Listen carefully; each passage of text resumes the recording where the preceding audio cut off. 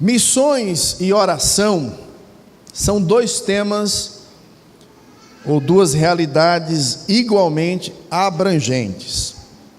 Se você olhar a Bíblia, desde Gênesis capítulo 1 até Apocalipse 22, você vai perceber tanto a missão de Deus, como também a oração, acompanhando toda a história bíblica. O Espírito Santo está comprometido a levar a cumprimento a missão de Deus, a missão de Jesus Cristo, e portanto você vai perceber que uma igreja que está alinhada com Deus, é uma igreja que ora e glorifica a Deus através, então, de estar diante dele, ou seja, a igreja com as suas orações glorificam a Deus através da maneira como elevamos a obra do Evangelho acima das meras circunstâncias, e nós colocamos então o Evangelho e a preocupação desta missão de Deus acima das nossas próprias preocupações. Colocamos nas mãos daquele que governa todas as coisas, nos apresentamos diante do trono de Deus, de uma forma em que nós pedimos que portas sejam abertas, e mesmo quando o seu próprio mensageiro, no caso aqui o apóstolo Paulo, está preso, está trancado. Quando nós falamos sobre oração, irmãos, nós pensamos aqui na perspectiva de Paulo, escrevendo aos Colossenses, sobre Jesus Cristo, supremo. Ele é o propósito da nossa vida. A sua primazia, ou seja, o seu lugar de destaque, esse lugar supremo que Jesus agora ocupa na nossa vida, porque nós fomos mortos e ressurretos nele para viver para Ele. Esse Jesus que agora é o objeto, a pessoa da nossa contemplação, tem implicações práticas na nossa vida diária. O apóstolo Paulo, ele apresenta isso no capítulo 3, que nós vamos estudar posteriormente. Envolve uma vida em que os relacionamentos são permeados pela graça de Deus, o perdão. Você vai perceber a partir dos versos 16, esse evangelho, essa boa nova, permeando também a vida familiar, os lares onde Cristo reina.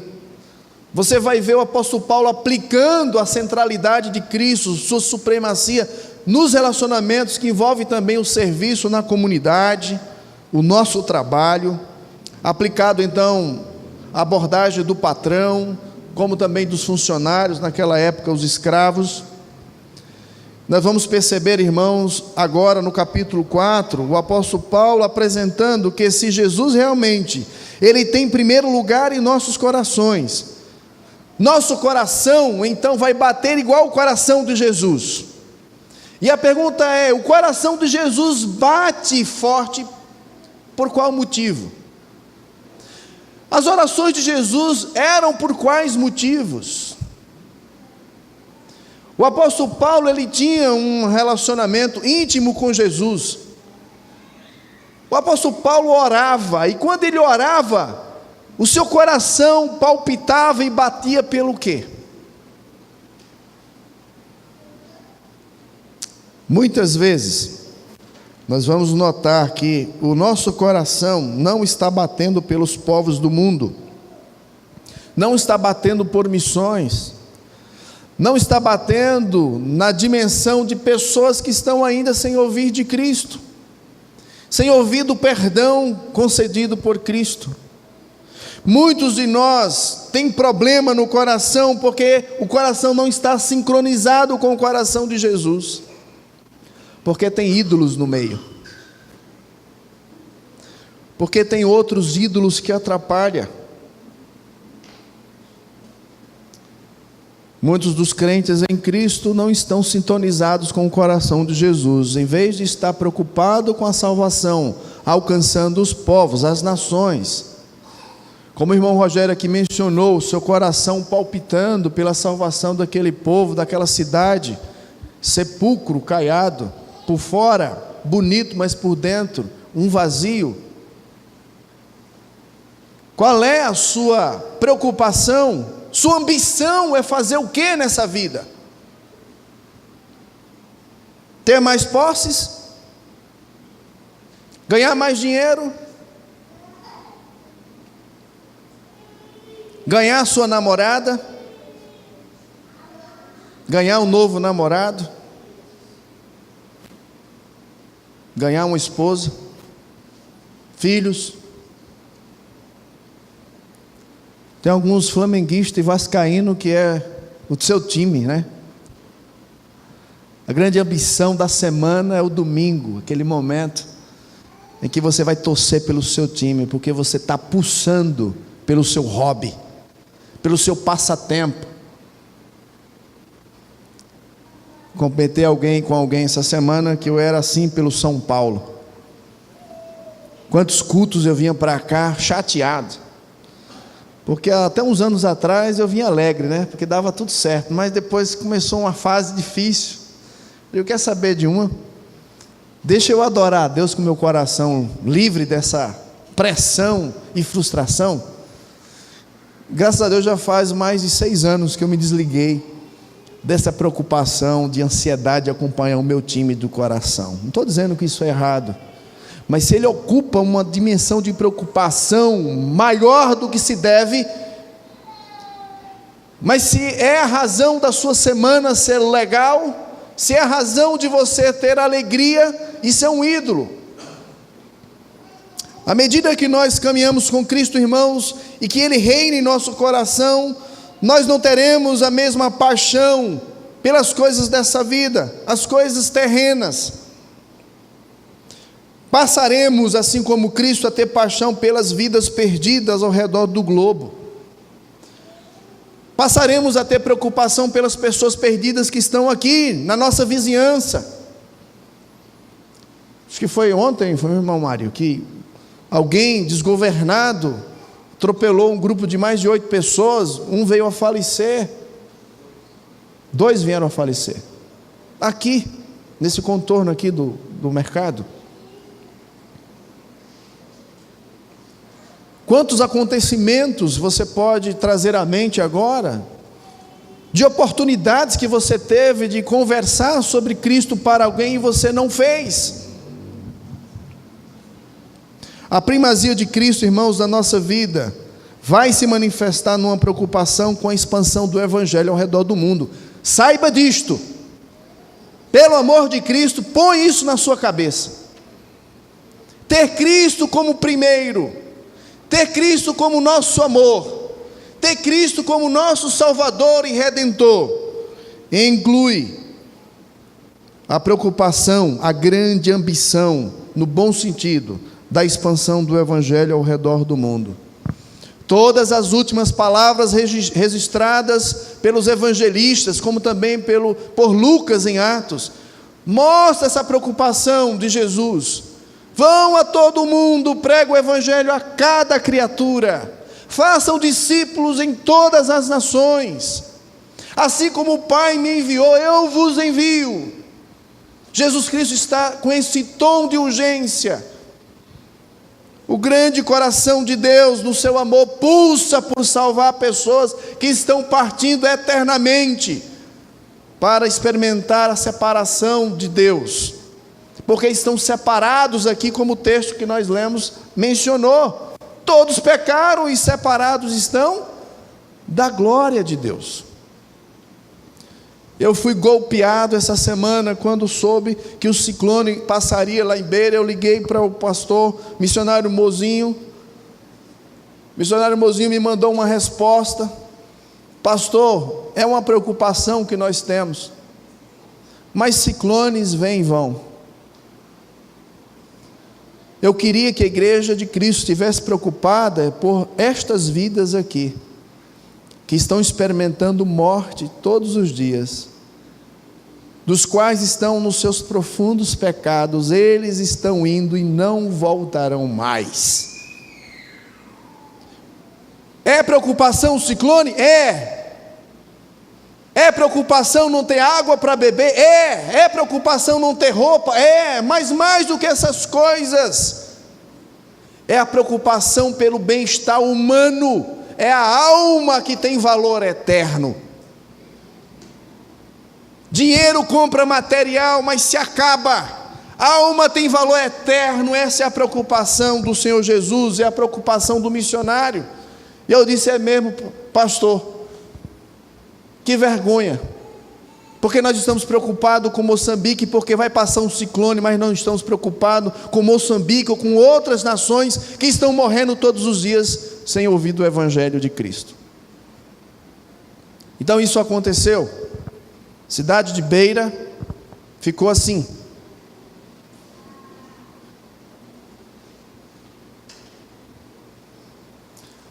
Você tem situações diversas de pessoas ilhadas.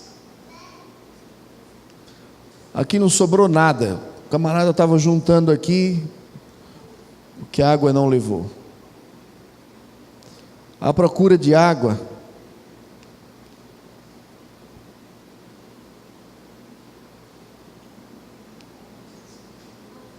Não tem água para beber. Você já passou sede? Quando você está morrendo de sede, qualquer água serve.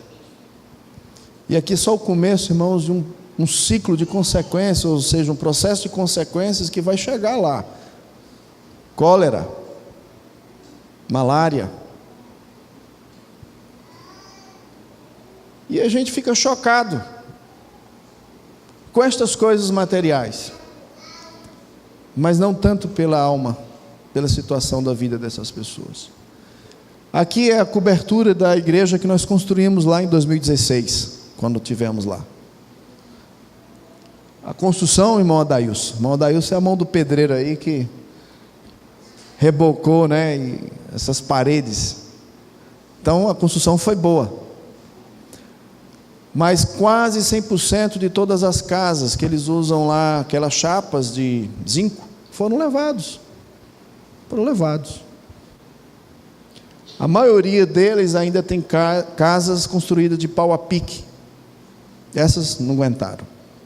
Essas foram embora. Então, irmãos, esse é o desafio que nós temos aqui como ilustração para dizer que estamos muitas vezes cheios de compaixão por questões de naturezas. E eu não estou dizendo, então não estou desmerecendo, mas de natureza social, mas nem sempre estamos conectados com a dimensão de Jesus, que tem a ver com a preocupação espiritual. Que não só esses que estão aqui pobres nessa situação, sem nada, mas muitos ricos, como o irmão aqui mencionou, que estão vazios também, pobres do amor de Deus. A maior pobreza não é a ausência de recurso. A maior pobreza que o homem vive é a ausência do amor de Deus. Então não sinta compaixão apenas pelos miseráveis, desabrigados, mas tem um olhar muito mais do que essas necessidades visuais, tem um olhar para a alma, para a situação espiritual da vida dessas pessoas.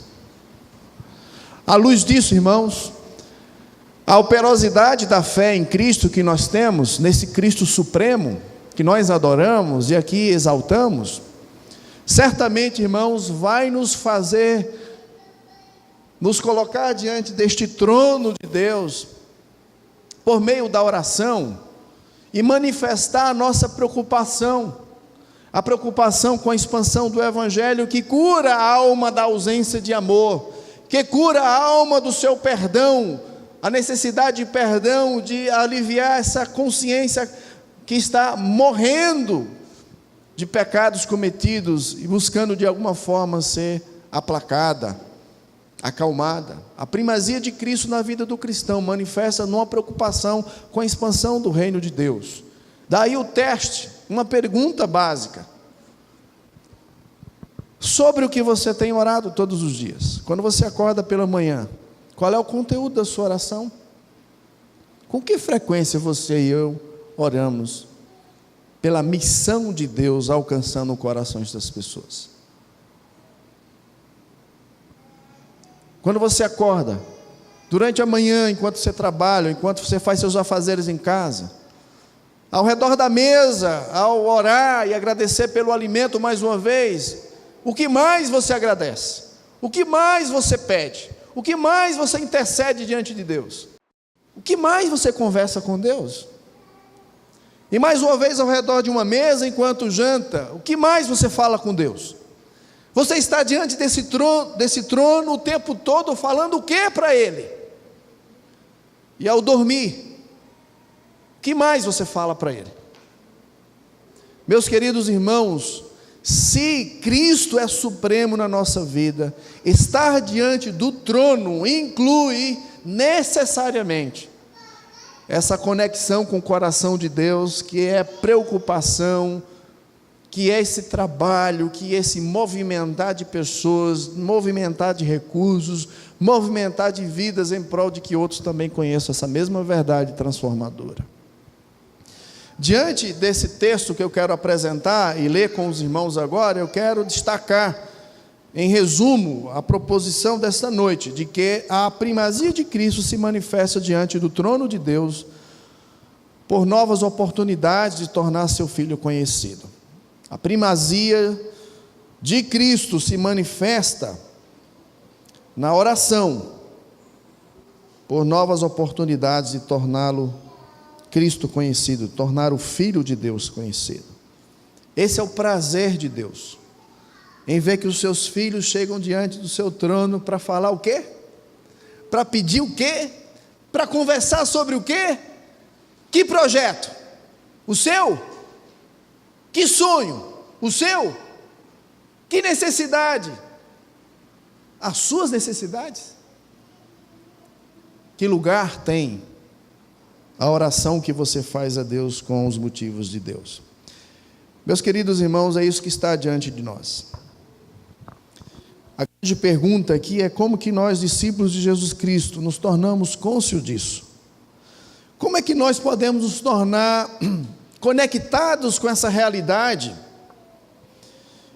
de fazer Cristo ser conhecido, de aproveitar as oportunidades?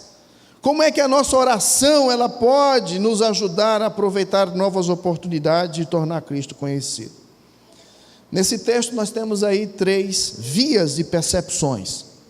3 vias de percepções que nos ajudará aqui a ter as nossas orações por novas oportunidades de tornar Cristo conhecido e assim manifestar que Cristo é supremo na nossa vida.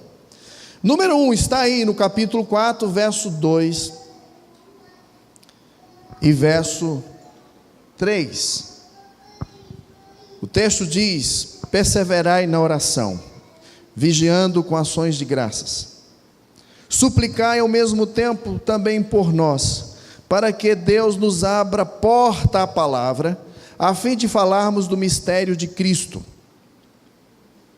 pelo qual também estou algemado. Perseverai na oração, vigiando com ações de graça. Suplicai ao mesmo tempo, e ele então diz, também por nós. Por nós. O apóstolo Paulo, irmãos, claramente está encorajando os irmãos em Cristo, aqueles discípulos lá na cidade de Colossos, para que eles se dediquem à oração. Dedicar à oração é uma resposta aqui que o apóstolo Paulo dá, como nós podemos nos engajar com um tipo de oração chamada oração missionária.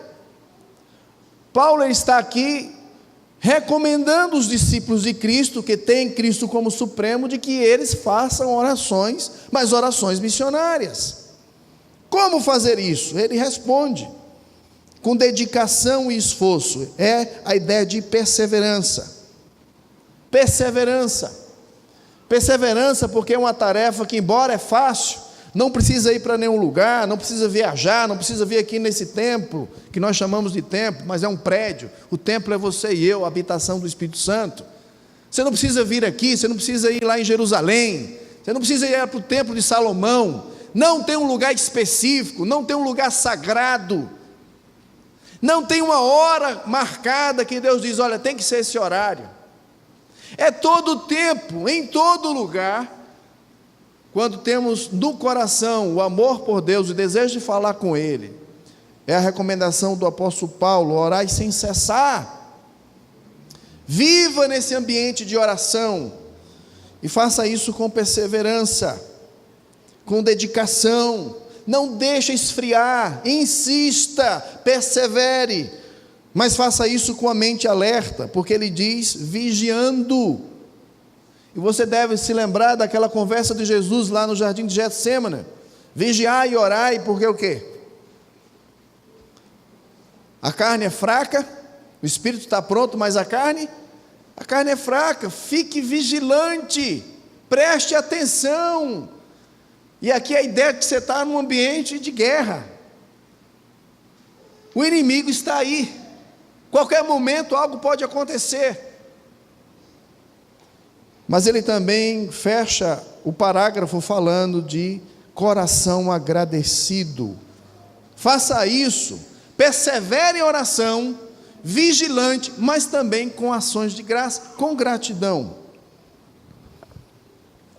A vigilância aqui e a perseverança está acompanhado aqui com a necessidade de gratidão. Aqui na carta aos Colossenses, sempre Paulo vai nos lembrar que a nossa oração sempre tem que acontecer num contexto de confiança, porque nós temos um bom Pai. Nós temos agora o Cristo Supremo que rege o universo. Lembre-se disso, agradeça. Não cobice o lugar dele, ele reina, ele está controlando todas as coisas.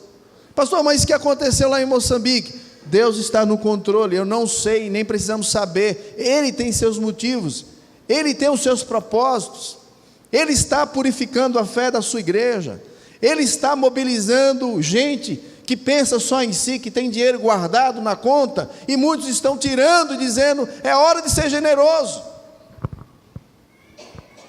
É hora de olhar para os outros. É a oração que nós cantamos aqui. Deus me ajuda. Como é que ele diz lá? Em vez de reter, dá.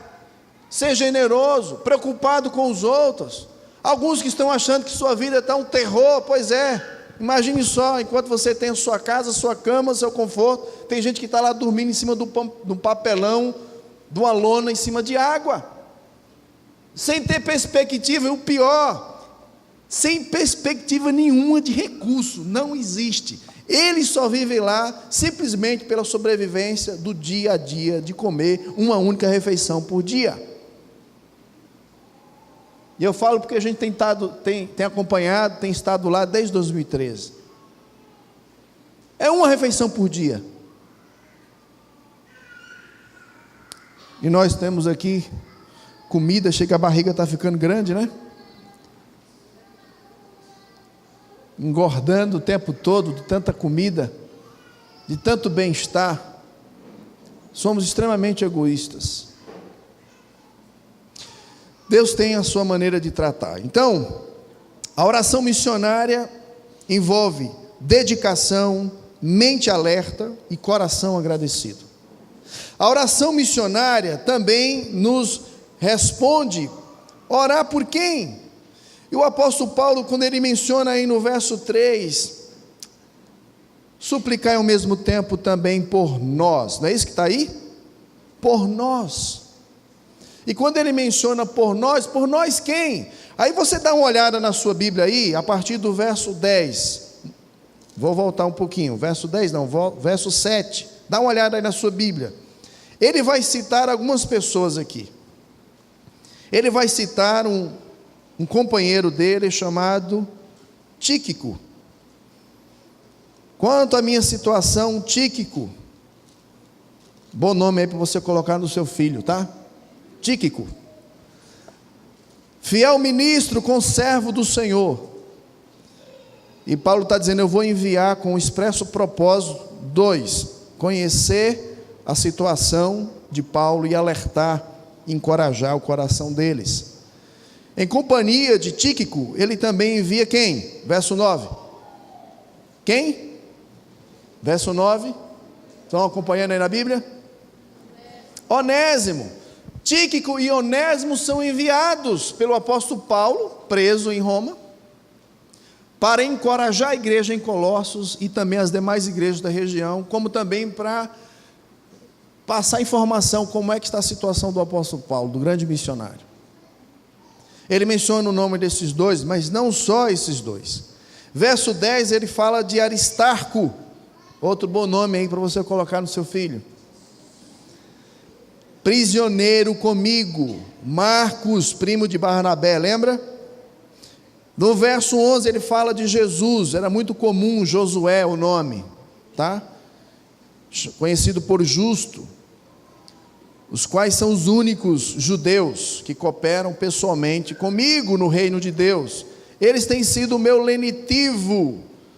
Em outras palavras, ele está dizendo que esses dois, eles são meus colaboradores, eles têm sido grande conforto para mim.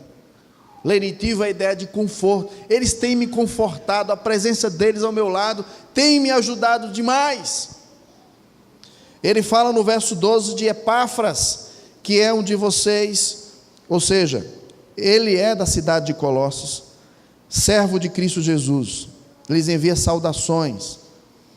E ele destaca o que Epáfras faz.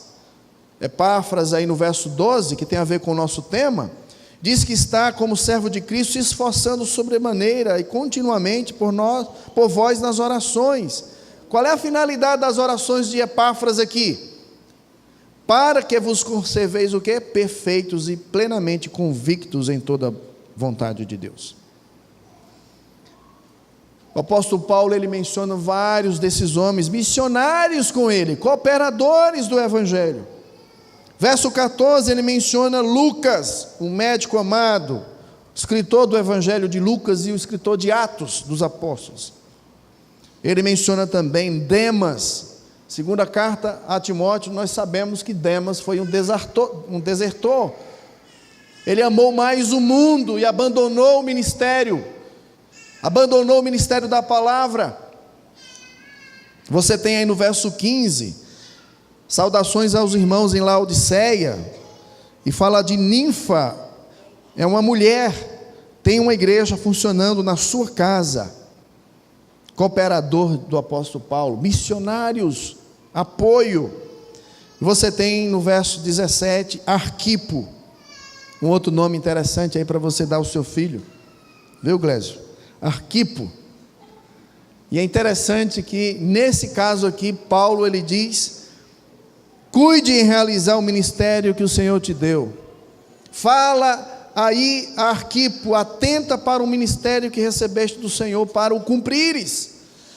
Então o apóstolo Paulo está pedindo para que haja oração missionária. Ore em favor daqueles que estão no campo, ore em favor daqueles que estão no campo de batalha, que estão lá na frente, lutando, abrindo caminhos e possibilidades de que outros possam ouvir do evangelho. Você tem ali o pedido central. Qual é o pedido central? Verso 3, parte final, aí tem a parte B, tem o para que Deus nos abra, o quê? Porta à palavra, a fim de falarmos do mistério de Cristo, pelo qual também estou algemado. Pedido central aqui da oração do apóstolo Paulo, que é a oração missionária, é que portas sejam abertas, possibilidades outras possam surgir para que Cristo seja conhecido, novas oportunidades para falar de Cristo, e também novas habilidades para falar com clareza a respeito de Cristo. Meus irmãos, que grande motivo de oração nós temos. Alguém que tem a mente em Cristo, que pensa nas coisas do alto, que tem Cristo como supremo, é alguém que se apresenta diante do trono de Deus e apresenta o motivo de oração que tem a ver com a pregação do evangelho. A primazia de Cristo se manifesta na oração por novas oportunidades de tornar Cristo conhecido. Sabedoria nas circunstâncias ruins, perseguições, sofrimento, são nesses momentos a melhor maneira de falar de Cristo. Meus irmãos, que grande oportunidade Essa catástrofe lá em Beira, em Moçambique, criou para falarmos de Cristo, para demonstrarmos o amor de Cristo às pessoas.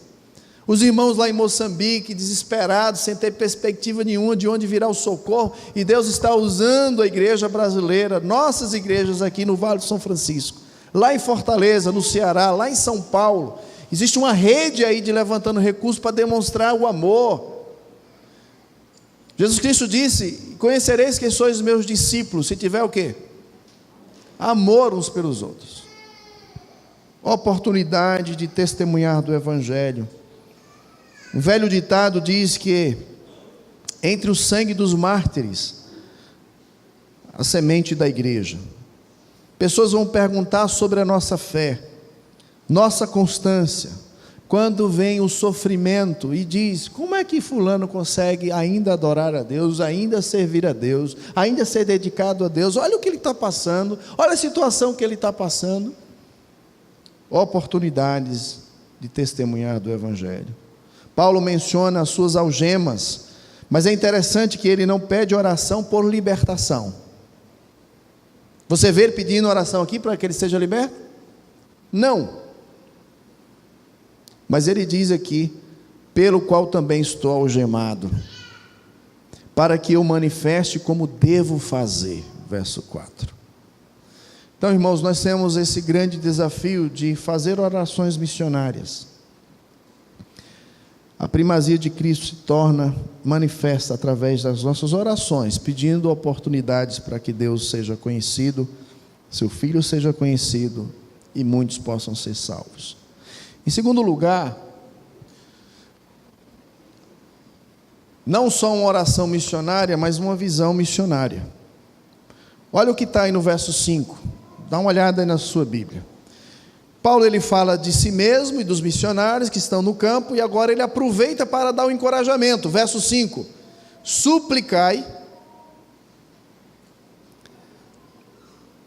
verso 5: portai-vos com sabedoria para com os que são de fora, aproveitai as oportunidades. A vossa palavra seja sempre agradável, temperada com sal, para saberes como deveis responder a cada um. A visão missionária, irmãos, aqui começa na nossa casa.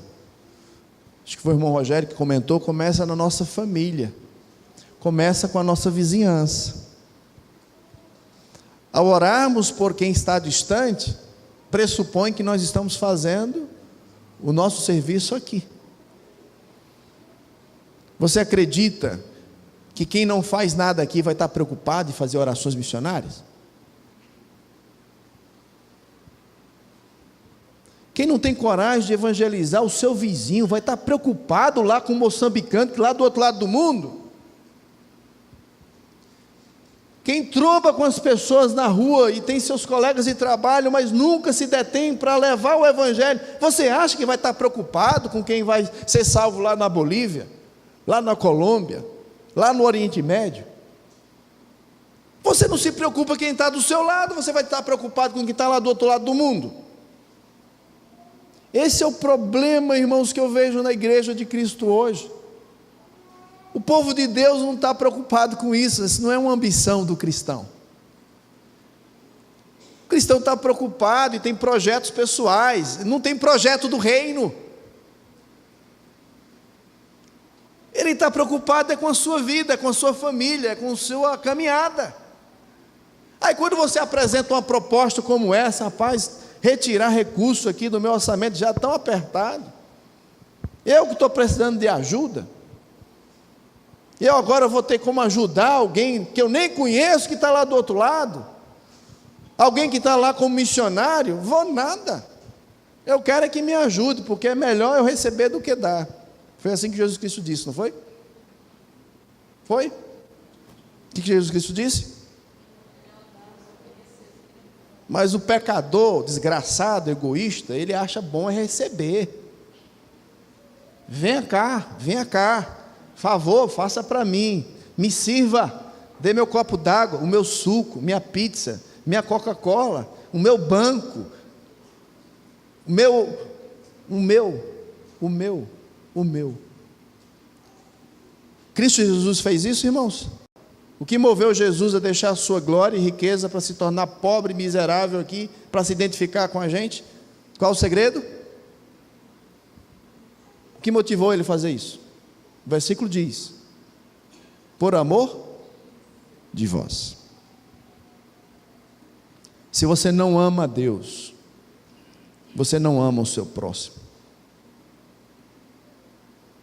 Se você não ama a Deus, você não ama o seu próximo, você não está engajado com a missão dele, você não está preocupado se o filho dele, que morreu há 2 anos atrás, precisa ser conhecido. Que outros façam, não eu. Falta visão, meus irmãos. Nós padecemos por causa de visão que não temos.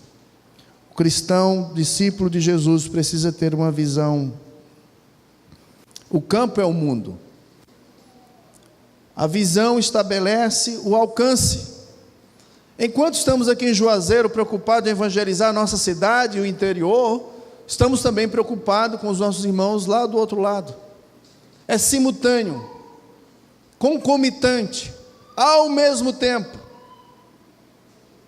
Cristão global. Cristão que tem uma mentalidade de missionário, que está preocupado com o que está acontecendo no mundo. Um teste: será que você e eu somos sensíveis às pessoas ao nosso redor? Você é sensível às pessoas que te servem durante a semana? Funcionário do governo que está lá na repartição pública que te serve? Ou você é igual os do incrédulo que xinga, que distrata, que ofende? Você que vai lá na UPA e sabe a situação de saúde do nosso país, que eles estão lá arrancando os cabelos, não sabe nem como atender, o que fazer, e você chega como os incrédulos, que ofende, que diz coisas com a enfermeira ou com o médico. Como você trata as pessoas que te servem aqui? Como você trata o gari que passa para recolher o lixo da sua casa? Você dá um bom dia para ele e agradece? Ou você pensa, é seu direito, eu pago você para isso? É assim que você faz? Você é agradável às pessoas? Você é alguém que é temperado como o sal, que põe gosto à vida das pessoas? Que tipo de gente nós somos? Cristãos muitas vezes azedos, intoxicados de ira, de raiva, chateados, procurando alguém para chutar e despejar a sua ira. O apóstolo Paulo, meus irmãos, está dizendo: sabedoria com os que são de fora, aproveite as oportunidades, tenha visão. Tem a visão de você ser contribuidor aí, alguém parceiro, colaborador do Evangelho, para salvar alguém que está perto de você. Sabedoria. Sabedoria. Vossa palavra, verso 6. Seja sempre o quê? Agradável. Quanto das nossas palavras são desagradáveis? Ele diz: temperada com sal. Você gosta de comer seu almoço sem sal? Tem alguns que tem que tirar o sal mesmo, né? Como é que é aquela primeira experiência? Que negócio ruim, né? Tem gente que é assim, sem sal, né? Alguns dizem, né? Nem cheira, nem fede, né? Não é assim? Tanto faz ela estar aqui como se não tivesse. Não faz falta.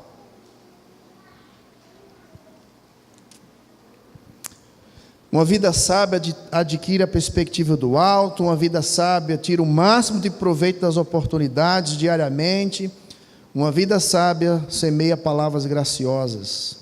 É isso que Paulo diz aí. Palavras de graça com os que são de fora. Aí, não reclame do povo lá fora ficar criticando e chamando os crentes disso e daquilo. É por causa dessas tratativas, infelizmente, que nós padecemos. Alguém recentemente me apresentou um amigo, estava passando rapidinho ali no shopping, e alguém aqui da nossa igreja que trabalha por lá me apresentou um amigo. Aí, fulano, esse aqui é o meu pastor. Aí ele foi pegar na minha mão e disse: me dê aí R$100. Eu fiquei assim sem entender, eu sou meio lento assim para raciocinar assim de vez em quando, né? Fiquei sem entender o que ele estava querendo dizer. Como? Me dê aí R$100? Eu disse: eu não tenho, mas se você estiver precisando, eu posso providenciar. Ele ficou rindo assim, sem graça, e o irmão disse: pastor, desculpe, que brincadeira de mau gosto. Se você é mais inteligente do que eu, você entendeu do que ele estava me chamando, certo? Pastor é ladrão, me dê um dinheiro.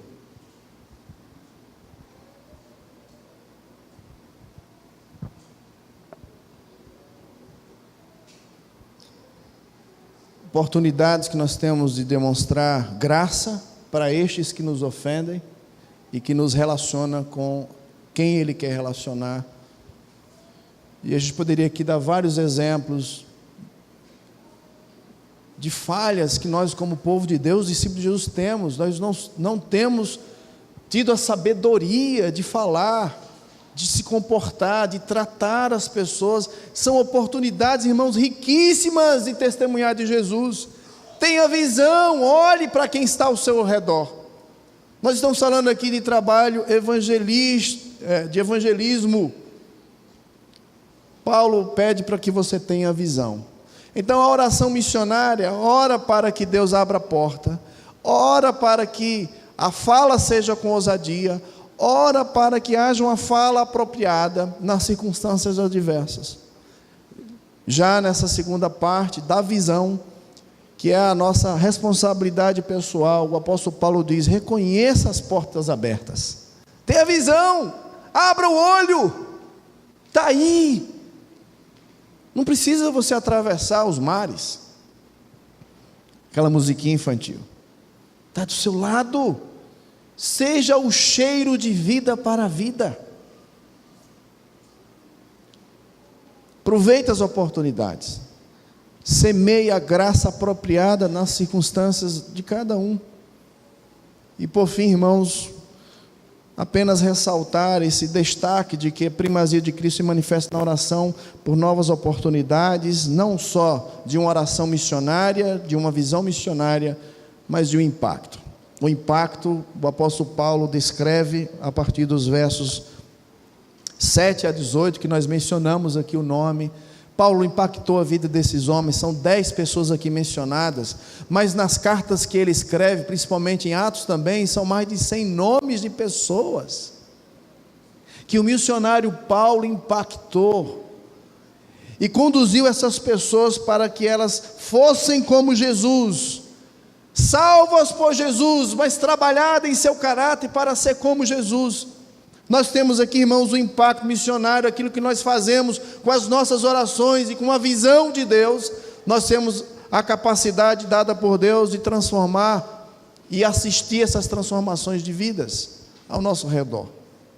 Testemunhos de fé. Portanto, meus irmãos, não subestime a oração. Tudo começa com oração. Tudo começa com oração. Pastor, como é que faz para a gente se movimentar? Como é que faz para a gente sair do lugar? Como é que faz para a gente destravar a nossa língua? Como é que faz para a gente perceber essas oportunidades? Como é que faz para a gente organizar a nossa semana? Como é que faz para a gente ter disciplina? Comece orando, meu irmão. Faça aquilo que o apóstolo Paulo está dizendo. Comece orando. Pela oração, você vai experimentar o avivamento. Seja genuíno diante de Deus. Esteja diante do trono de Deus para conversar assuntos que é de interesse de Deus. Meus irmãos, veja as orações na Bíblia, você não vai ver essas orações que nós fazemos hoje nos dias modernos. As orações são elevadas, tem uma prioridade, uma pauta elevada. É o reino de Deus, é a visão daquilo que vale para a eternidade. Não perdamos tempo com aquilo que é trivial, não se enganche com aquilo que é bobeira. Tenha a visão da eternidade. Fruto de um avivamento produzido por oração, irmãos, em 1727 a igreja moraviana passou a enviar missionários para todo o mundo conhecido da época. Em 100 anos, os irmãos da igreja de Morávios enviaram mais de 3.600 missionários para diversos países. Começou como? Um grupo de irmãos orando. E orando pelo quê? Para que o Cristo, conforme Isaías 53, fosse conhecido. Para que o fruto do seu penoso trabalho fosse recompensado. Cristo morreu para salvar pecadores. Muito bem, e para salvar esses pecadores tem que fazer o quê? Tem que pregar o Evangelho. Nós vamos pregar o Evangelho.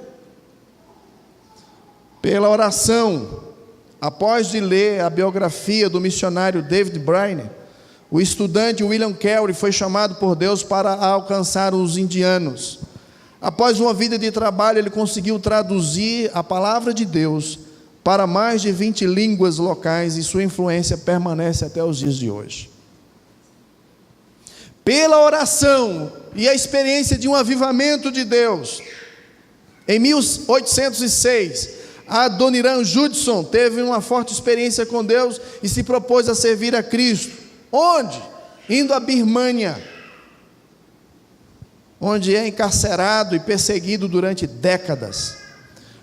Mas por mais que ele sofreu, lá ele deixou, naquele país, 300 igrejas plantadas e mais de 70 pastores preparados. Hoje, a Birmânia, chamada de Mianmar, possui mais de 2 milhões de cristãos. Fruto de um avivamento, oração. Moody pregou na universidade da sua cidade, e 7 homens se dispuseram a servir ao Senhor. Foram chamados de os 7, que incluía Charles Studi, homem que obedecia.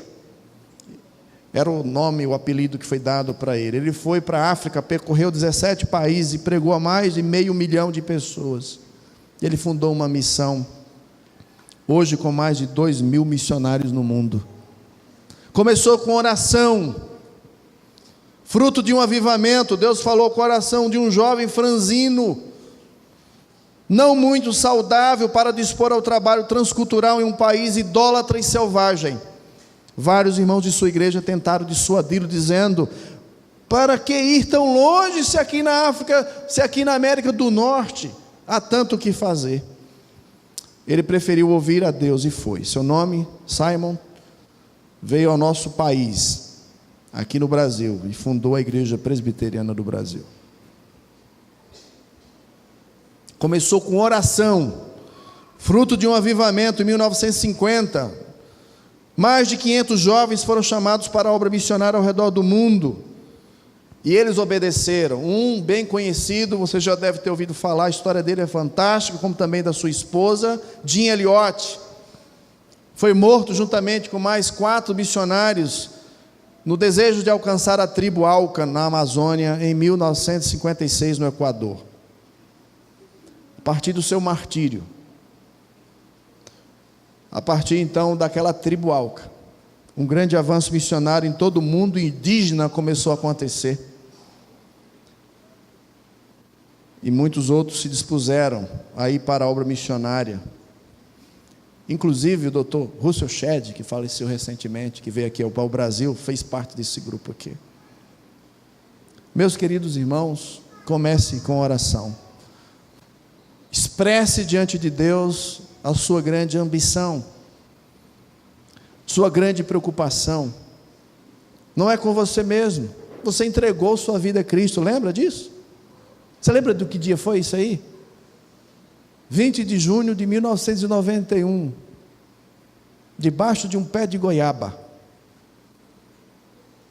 em uma oração sincera, Cristo inundou o meu coração e me deu a alegria do perdão, São quase 30 anos de serviço a esse Deus.